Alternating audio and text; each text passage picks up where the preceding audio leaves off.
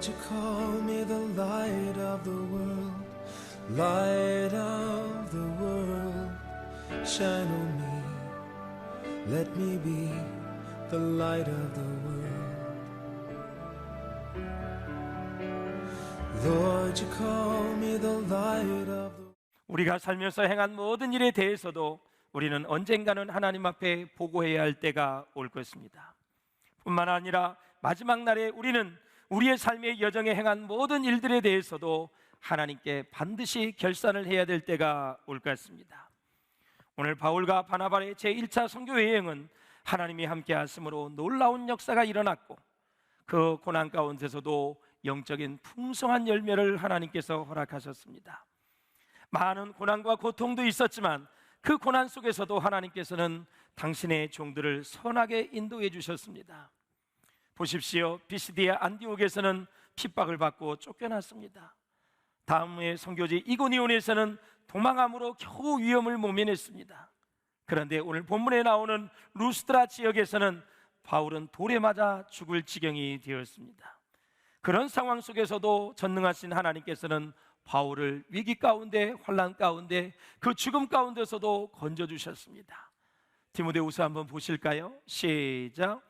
박해를 받음과 그 고난과 또한 안디옥과 이고니온과 루스드라에서 당한 일과 어떠한 박해를 받은 것을 내가 과연 보고 알았거니와 주께서 이 모든 것 가운데서 나를 건지셨느니라. 아멘. 우리가 예수를 믿고 하나님 앞에 회개하고 주님께 나아가면 두 가지 축복을 받습니다. 주님의 십자가의 보혈로 우리는 죄사함의 은총을 받게 되고, 주님의 자녀되는 권세를 가지고 우리는 이 세상을 이기며 승리하며 살아가는 것이지요. 이제 우리는 하나님의 천국 백성으로서 믿음으로 순례자의 길을 걸어가는 우리의 인생의 여정의 모습을 우리는 함께 보게 되는 것입니다. 사랑하는 여러분, 루스드라에서 안전병기를 일으킨 이 기적의 역사로 말미암아 많은 군중들이, 그 많은 사람들이 바울과 바나바에게 제사를 하려고 했습니다. 그러나 그때 바울은 많은 사람들이 보는 분 앞에서 옷을 찢어버렸습니다. 나에게 절하지 말라, 제사하지 말라는 것이죠. 그리고 나서 그는 복음을 선포합니다. 하늘과 바다와 그 가운데 모든 것을 지으신 창조주 하나님을 믿으라고 복음을 전하며 선교하는 바울의 모습을 우리가 볼 수가 있습니다. 그 말씀을 전하는 중에 오늘 16절에 보면 아주 중요한 말씀을 하고 있습니다. 같이 보실까요? 시작. 하나님이 지나간 세대에는 모든 민족으로 자기들의 길들을 가게 방임하셨으나 그랬습니다. 다시 말씀드리자면 하나님께서 지금까지는 세상 모든 사람들이 자기 마음대로 우상을 섬기고 사는 것을 내버려 두셨다는 것입니다. 그렇게 하는 것이 옳기 때문에 내버려 두신 것이 아니라 예수 그리스도가 오실 때까지 하나님께서는 그 수많은 영혼들이 주께 돌아오기를 바라며 오래 참고 기다렸다라는 사실입니다. 왜냐하면 인간의 모든 문제는 예수 그리스도가 오셔야 해결되기 때문에 그렇습니다. 여러분의 문제가 예수님 까닭에 해결될 수 있기를 주의 이름으로 축원합니다. 문제보다 크신 하나님, 모든 문제의 열쇠를 가지고 계신 하나님, 그 하나님께서 우리의 각종 여러 가지 문제를 다 해결하실 수 있어요. 다른 데 기웃거리지 마시고 우리를 위하여 이 땅에 오신 예수님, 내 죄를 위하여 십자가에 못 박혀 돌아가신 예수님, 3일 만에 죽음과 사망의 권세를 이기고 살아나신 그 주님 앞에 나오면 우리의 인생의 문제 다 해결될 줄로 믿습니다. 내 영혼의 문제, 내 경제적인 문제, 내 자녀의 문제, 내 질병의 문제, 내 사업과 모든 인생의 다양한 문제가 다 예수님 때문에 해결될 수 있다라는 사실입니다. 그런데 안디옥과 이고니온에서 유대인들이 이 루스드라에게까지 와서 바울과 바나바를 핍박하고 박해하는 것입니다. 지난주에 우리 지도에도 보셨지만 비시디아 안디옥에서 여러분 루스드라까지는 180km나 돼요. 450리나 되는 먼 거리를 걸어서 온 것입니다. 돌로 쳐서 죽이려고 한 것을 보면 소위 살인 원정대다 이렇게 말씀드릴 수가 있어요. 자기들만 가지고서는 안 되니까 온 루스드라 성을 선동해 가지고 그 군중 심리를 이용해서 폭동을 일으키고 결국 돌을 던져 바울을 죽이는 것입니다. 사랑하는 여러분, 얼마나 사람의 마음이 간사한지 몰라요.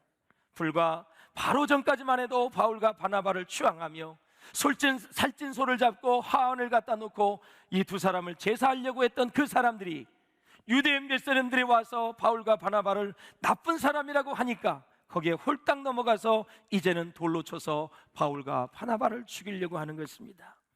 그래서 거의 죽을 지경에 이르기까지 두 사람은 고통을 받습니다. 사랑하는 여러분, 이렇게 복음에는 영광도 있지만 고난도 있다라는 사실을 잊지 마시기를 바랍니다. 복음을 전하는 것은 가장 영광스러운 일입니다. 하나님의 복음을 전하는 자에게 하나님은 마침내 영광을 주신다라는 사실이에요. 그래서 현재의 고난은 장차에 나타날 영광과 좋게 비교할 수 없다고 사도 바울은 로마서에서 말씀하고 있는 것입니다. 그러므로 사랑하는 여러분, 바울은 복음과 예수 그리스도를 전하다가 인간으로서는 도저히 감당하기 힘든 여러 가지 육체적인 고난을 당하는 것을 우리가 볼 수가 있어요. 매도 많이 맞았습니다. 잠도 못 잤습니다. 추위에 떨고 헐벗었습니다. 질병으로 인한 고난도 있었는데요, 고린도후서 한번 보십시오. 시작. 여러 계시를 받은 것이 지극히 크므로 너무 자만하지 않게 하시려고 내 육체의 가시 곧 사단의 사자를 주셨으니 이는 나를 쳐서 너무 자만하지 않게 하려 하심이라 그랬습니다.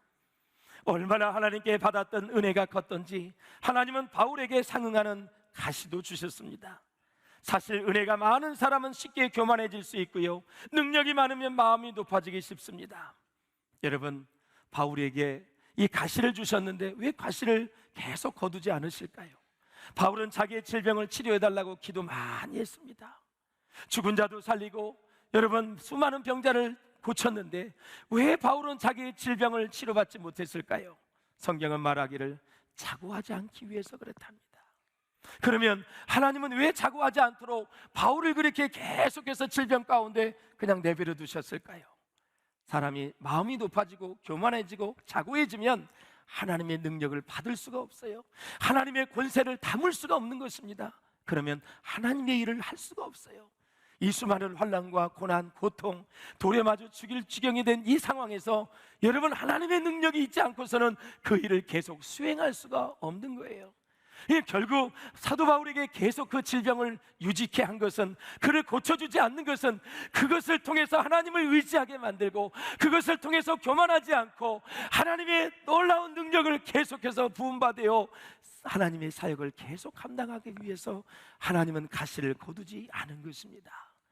그래서 고난이 축복이고 그에게 질병이 축복이고 그것을 통해서 하나님을 의지하니까 그 보혈의 능력과 성령의 권능이 그에게 함께 하셔서 그는 죽을 때까지, 순교할 때까지 여러분 믿음의 진보를 이루면서 하나님께 영광을 돌리며 끝까지 믿음을 지키게 된 줄로 믿습니다. 그래서 바울에게 있어서 고난은 축복이었고 바울에게 있어서는 질병은 축복이었다라는 사실이죠. 배가 부르고 등이 뜨뜻하면 아무 일이 없으면 하나님을 적극적으로 의지하지 않습니다. 꼭 죄질 생각만 하고 공연히 마귀의 유혹을 받게 되고, 여러분 만사가 형통하면요 하나님을 의지할 사람은 없어요. 여러분, 그러므로 사랑하는 여러분, 고난이 꼭 축복이 될 수 있기를 주님의 이름으로 축원을 드립니다. 참 유대인들을 보면 지독해요. 끊임없이 바울은 복음을 전하려 하고 끝없이 유대인들은 방해를 하지요. 안디옥과 이고니온에서 바울을 핍박했으면 그 정도로 끝나야지. 여러분 180km를 걸어서 루스드라에게까지 오게 됩니다. 저를 생각해 보아도 그렇고 참 신앙생활하는 많은 사람들을 보다 그렇고 참 인간은 죄인이구나. 모든 사람이 죄를 범하였음에 하나님의 영광에 이르지 못하였다고 말씀하셨는데 참 인간은 죄인이구나. 여러분, 인간론에 보면은 이 죄라는 것은 정말 짓기 시작을 하면 가만히 있지를 않습니다. 죄는 계속 자라는 거예요. 시작. 욕심이 잉태한즉 죄를 낳고 죄가 장성한즉 사망을 이릅니다. 모든 욕심이 잉태를 하면 이 죄는 그리고 나서 계속 자라게 되어서 결국 우리의 영을 죽이고 우리의 육신을 죽이는 거예요. 죽음이 찾아온 거예요. 참 묘하고도 신기합니다.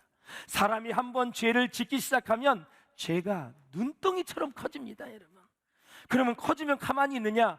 그 죄 가운데서 마귀가 함께 역사하게 되는 거죠. 그리고 나서 마침내는 완전히 악한 사람이 되고 마는 것입니다. 그래서 바울이 얼마나 밉고 싫었으면 그 먼 곳까지 와서 이제는 아예 죽여버리려고 해요. 보세요. 우리가 새벽에 요한복음 묵상하고 있잖아요. 예수님이 나사로를 살렸어요. 시체 썩은 냄새 나는 나사로를 3일 만에 살렸어요. 그러니까 나사로가 그냥 복음을 전하고 다니니까 유대인들이 또 나사로까지 죽이려고 아주 작정을 했어요. 모의를 했어요. 사랑하는 성도 여러분, 그렇습니다. 아마 바울은 지금 돌에 맞아 죽을 때 만감이 교차했을 것입니다.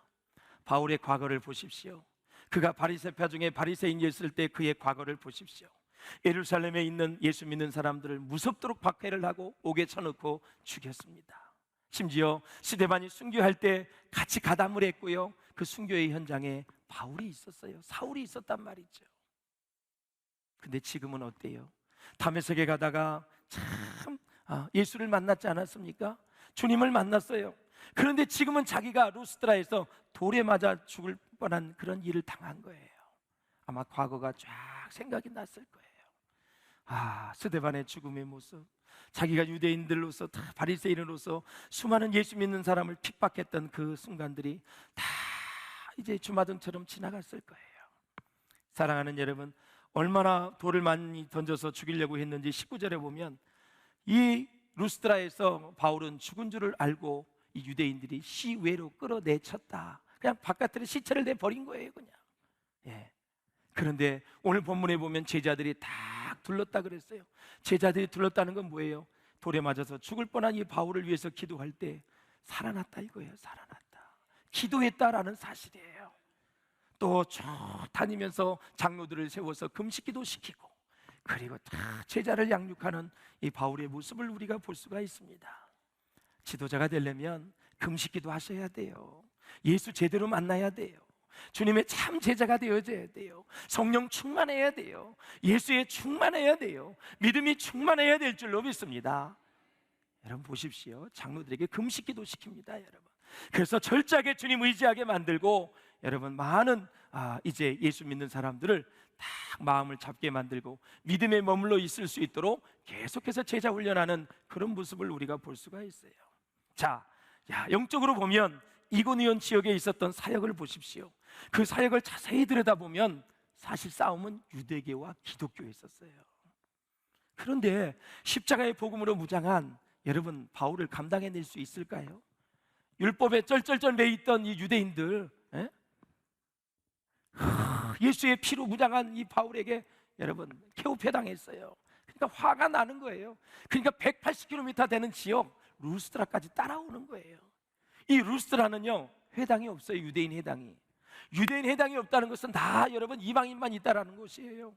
그곳까지 찾아왔어요. 그래서 루스드라에서는 영적인 전쟁이 그리스의 신과 그리고 기독교가 붙은 거예요.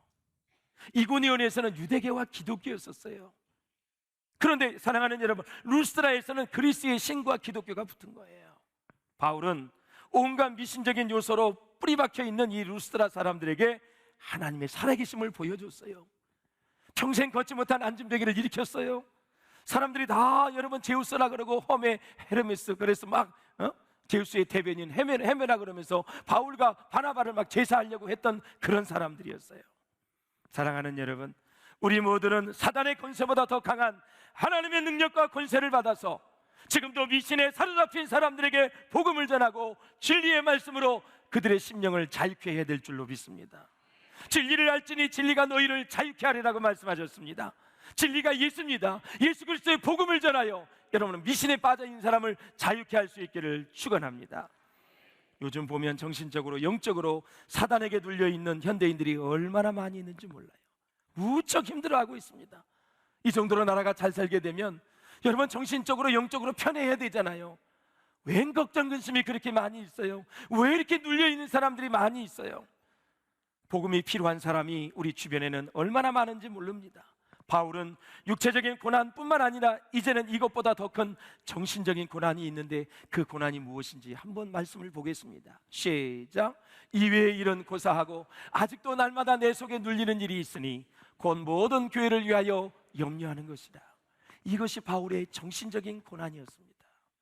사랑하는 여러분, 시답지 않는 세상의 시시한 것 가지고 염려하지 말고 눌리지 말고, 여러분 피값으로 세신 교회를 생각하며 어떻게 하면 교회가 건강하게 세워질 수 있을까? 어떻게 하면 세상의 교회가 빛의 사명을 감당할 수 있을까?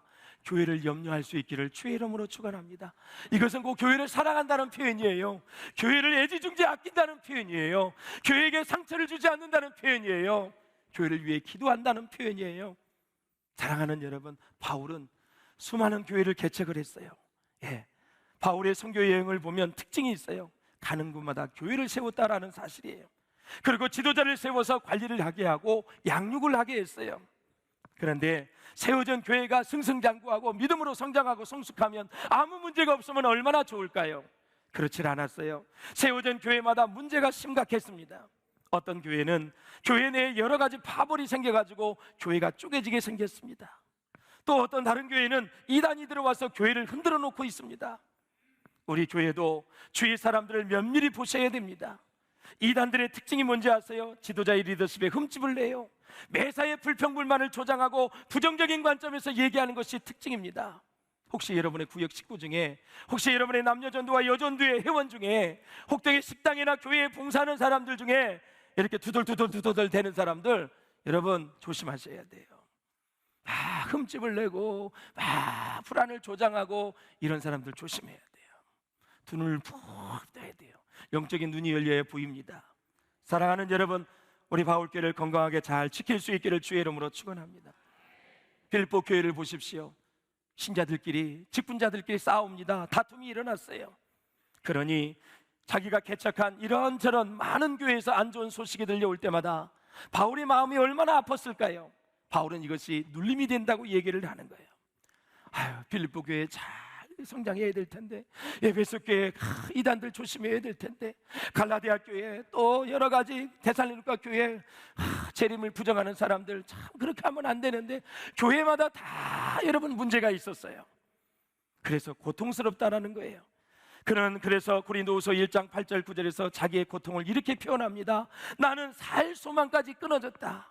나는 마음에 사형 선고를 받은 것 같다. 여러분 얼마나 교회를 사랑하는 거예요. 왜 교회를 사랑할까요? 자기가 예수 만났어요. 예수님이 십자가에 못 박혀 돌아가시고 내 죄 때문에 그분이 고통을 당하셨어요.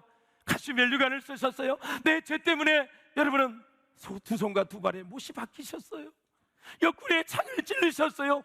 물과 피를 다 쏟으셨어요. 그러면서 너희의 죄값이 내가 십자가에 죽어줌으로 다 완물됐다라는 사실이에요. 내가 너희들의 죄값을 다 치렀다는 거예요. 그것을 깨달으니까, 그것을 믿고 구원받은 교회의 식구들이 얼마나 소중한 거예요. 얼마나 귀중한 거예요. 그래서 교회는 생명입니다, 여러분.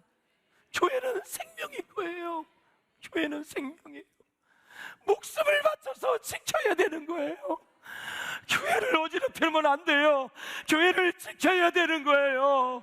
사랑하는 여러분, 교회가 생명이란 말이죠. 주님의 피값을 주고 사셨다라는 사실이에요. 이것이 깨달아지니까 바울은 매일 눌린다는 얘기를 하는 거예요. 저는 우리 바울교회가 하나님의 말씀과 예수의 보혈로 반듯하게 세워져 갈 수 있기를 주님의 이름으로 축원을 드립니다. 할렐루야. 그러므로 여러분, 언제 어디서나 우리는 예수님의 십자가를 꽉 붙잡고 믿음으로 나아갈 수 있기를 주의 이름으로 축원합니다. 그래서 저는 이 찬송가를 좋아해요. 십자가 단단히 붙잡고 날마다 이기며 나가세. 할렐루야. 머리에 면류관 쓰고서 주 앞에 나아갈 때까지 하면서 찬양하지, 아멘 아멘 하면서 십자가를 붙잡아야 됩니다. 날마다 이기며 승리해야 될 줄로 믿습니다. 시시한 거 붙잡지 마세요. 물질 의지하지 마세요. 사람 의지하지 마세요. 환경 바라보지 마세요. 여러분, 십자가만 붙잡아야 승리할 줄로 믿습니다. 십자가를 붙잡고 이 어둠의 권세를 다 몰아내야 됩니다. 마귀의 역사를 결박시켜야 되는 것입니다. 십자가의 권세가 있어요. 할렐루야. 죄와 사망의 권세를 이길 수 있는 거예요. 사랑하는 여러분, 저는 여기에서 신학적인 문제 한번 생각해 보았어요. 루스트라에서 바울이 안진뱅이를 일으킵니다. 이렇게 능력의 역사를 이제 하나님께서 허용해 주셨는데, 이런 이 복음의 능력이 왜 사도 바울이 매를 맞고 돌에 맞아 죽을 때는 하나님이 가만히 보고만 계셨을까? 나사로를 살리신 분이 왜 죽은 자를 살리시는 분이 십자가에서 죽지 않을 수는 없었을까? 이렇게 능력과 권세가 많으신 전지전능한 하나님이 왜 고통받는 바울을 그냥 보고만 계셨을까? 보십시오, 여러분. 바울은 이제 정신적인 고통보다 더 큰 고난이 있다고 얘기해요. 자기 자신에 대한 영적인 고통을 얘기하고 있습니다. 같이 읽겠습니다. 시작. 내가 내 몸을 쳐 복종하게 함은 내가 남에게 전파한 후에 자신이 도리어 버림을 당할까 두려워함이로다 그랬습니다. 내가 복음을 전하면서 수많은 사람을 구원했지만 정작 나 자신은 혹시 버림을 받을 수 있다라는 위기감을 느낀 거예요.